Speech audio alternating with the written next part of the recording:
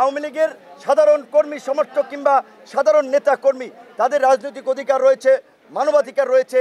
তারা যদি কোনো দল করতে চায় সেই দলে যেন সবাই ওয়েলকাম করে, আমার আহ্বান সেটি।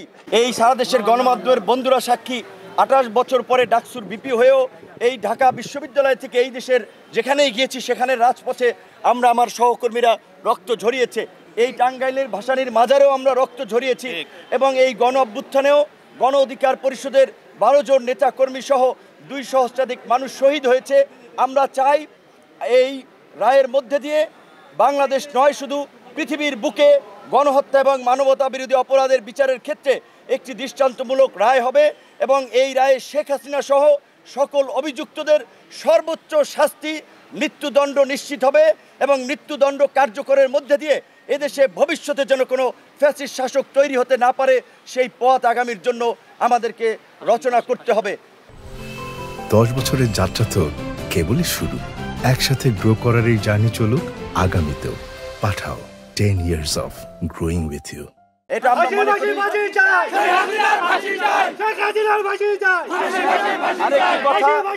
আরেকটি কথা আমরা এর আগেও বিভিন্ন বক্তব্যে বলেছি, এই দেশের মানুষ এই 24-এর গণ অভ্যুত্থানের পূর্বে গত 3 দশক ধরে 90 থেকে 24 পর্যন্ত দুটো বড় রাজনৈতিক দলের বলয়ে রাজনীতি করেছে, হয় আওয়ামী লীগ না হলে বিএনপি। আর যে সমস্ত ছোট দল ছিল ওই আওয়ামী লীগ বিএনপির বলয়কে কেন্দ্র করেই ছিল। কাজে আজকে গণ অভ্যুত্থানের মধ্যে দিয়ে আওয়ামী লীগ যেহেতু জনগণের কাছে প্রত্যাখ্যাত হয়েছে, আওয়ামী লীগের নেতারা যেহেতু দেশ থেকে পালিয়ে গেছে, আমরা মনে করি শীর্ষ নেতারা দেশ থেকে পালিয়ে গিয়ে তাদের রাজনীতিকে কার্যত কবর দিয়ে গেছেন।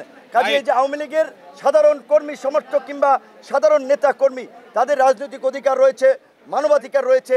তারা যদি কোনো দল করতে চায় সেই দলে যেন সবাই ওয়েলকাম করে, আমার আহ্বান সেটি।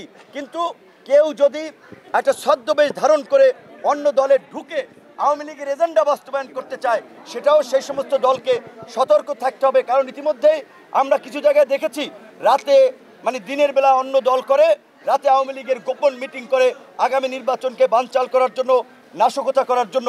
এই ধরনের দুর্বৃত্তদেরকে যেন আবার কোনো দলে জায়গা না দেওয়া হয় সেই বিষয়ে আমরা সতর্ক করছি। দুর্বৃত্তদের জায়গা কারাগার, জেলখানা।